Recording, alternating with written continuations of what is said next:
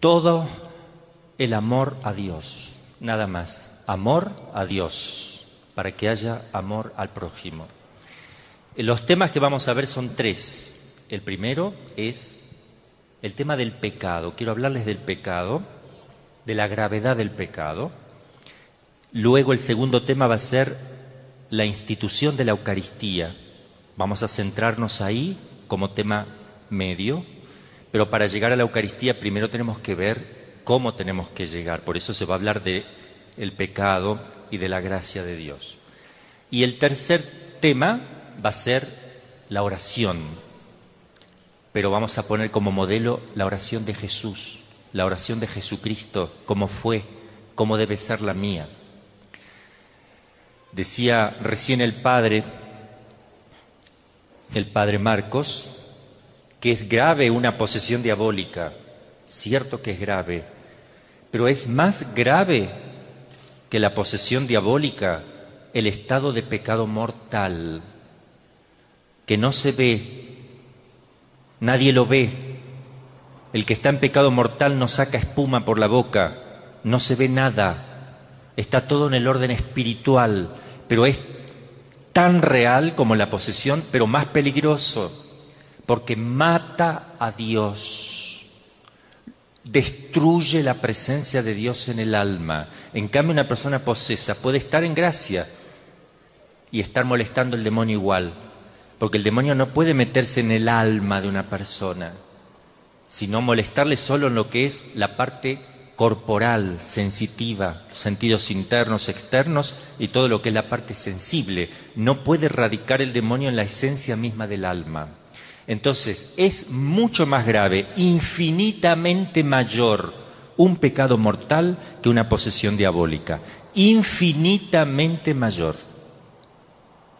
Hay santos que han estado posesos y murieron posesos. La beata Ana María de Jesús crucificado, por ejemplo, carmelita, murió posesa, pero en gracia, vivió en gracia y ofreció eso para reparación de tantos pecados y la conversión de tantas almas. Santa Gema Galgani tuvo un tiempo de posesión diabólica donde el director espiritual tuvo que hacerle los exorcismos, pero no vivía en pecado mortal. Santa. Entonces, el pecado mortal es la tragedia número uno que le puede acaecer a cualquier ser humano. El pecado mortal. Quedarse sin Dios adentro. Y luego, en gravedad, le sigue el pecado venial, que no es matar a Dios en el alma, sino que es escupirle el rostro a Jesús, sin matarlo. Es menos grave, pero ¿quién quiere cometer un pecado venial? Aunque sea chiquito, pero sabiendo que está mal. Escupo el rostro de Jesús y después le paso un paño para limpiarle lo que escupí porque me arrepiento, para volverle a escupir. Entonces, el pecado venial también se lo debe evitar. Es decir, no hay que hacer ningún pecado, sea mortal, sea venial, consciente y voluntario. Si yo sé que está mal, por más chiquito que sea la falta, no la debo hacer. Porque si la hago sabiendo, con conocimiento claro y voluntad total, la ofensa es muy grande a Dios, aunque sea pequeña. Vamos a ver un poquito, para que tomemos conciencia. Estamos viviendo en un mundo lamentablemente sumido en el pecado, inundado de pecado. Históricamente estamos en momentos donde el pecado brilla. Estamos viviendo históricamente, si uno estudia la historia, jamás nos hemos encontrado en toda la historia de la humanidad con tanta abominación como hoy.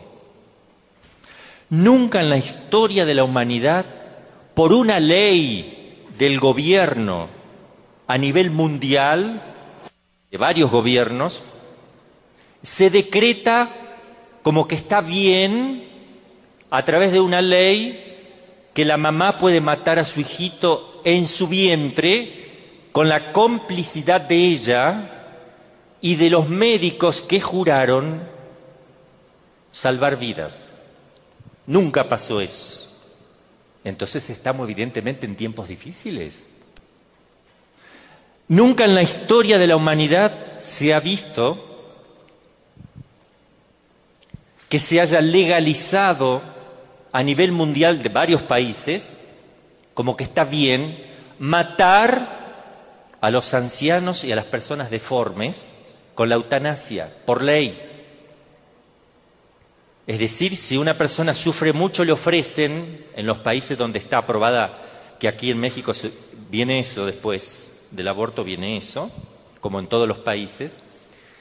El que tiene aprobado la eutanasia significa que si una persona está sufriendo, viene el médico y ve que es enfermo, que sufre mucho, o que está medio viejo, o que está un poco deforme, le dice, mire, ¿no quiere usted dulcemente dejar de sufrir y dormirse tranquilo, sereno, muerte dulce? Eutanasia significa morir, muerte dulce o muerte serena. Entonces uno que está desesperado porque le duele, o porque cree que es un inútil en la vida porque es viejo, y el viejo es el más útil. Los ancianos son muy útiles en el plan de Dios, porque ofrecen los sufrimientos que Dios le envía para reparar los pecados de su vida propia y los de los demás. Son los que más se asemejan a la pasión de Cristo, que Él estuvo sin moverse 3 horas, y los ancianos enfermos no se pueden mover, están clavados en una cruz, y les hacen entender que son inútiles. Entonces le dicen, ¿para qué quieres vivir? Entonces, ¿quieres que te apliquemos una inyección que te haga tranquilizar y tú te duermes? Sí, por favor. Ahí va. Se suicida. El que dijo que sí se suicida. ¿A dónde se va a despertar? Porque él dijo que sí. ¿Dónde se va a despertar? En el cielo. Tengan cuidado con eso. Es gravísimo, es algo bien satánico. Nunca en la historia de la humanidad, nunca, como hoy, se ha festejado el cumpleaños de Satanás a nivel mundial, con Halloween. Es el cumpleaños de Satanás. Se los digo porque conozco los ritos de magia negra. Conozco como exorcista todo lo que hay detrás de ello.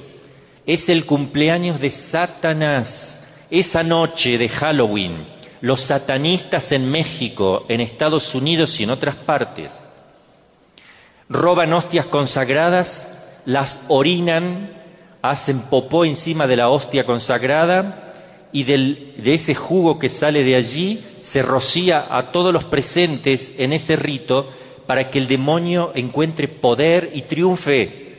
Y todos los que se visten en Halloween, ¿por qué se visten? Porque hacen como Adán y Eva, que se tuvieron que cubrir porque les daba vergüenza. Es una manera de decir, estamos desnudos por el pecado.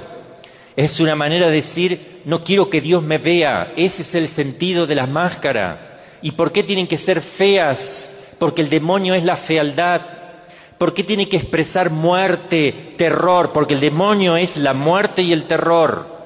Y los que están participando directa o indirectamente de la fiesta de Halloween están adorando a Satanás y está él logrando un triunfo por culpa nuestra, porque somos a veces ignorantes y nos dejamos llevar por la opinión del mundo. Nunca en la historia de la humanidad se ha mostrado y dado culto a la pornografía como en el mundo en que vivimos, a través de los diarios, revistas, internet, televisión, radio, propagandas, carteles, conversaciones, etcétera, etcétera. Jamás como ahora. Jamás en la historia de la humanidad se ha consumido tantos millones de dólares en drogas.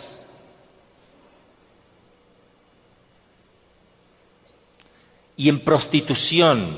Jamás en la historia de la humanidad se ha vendido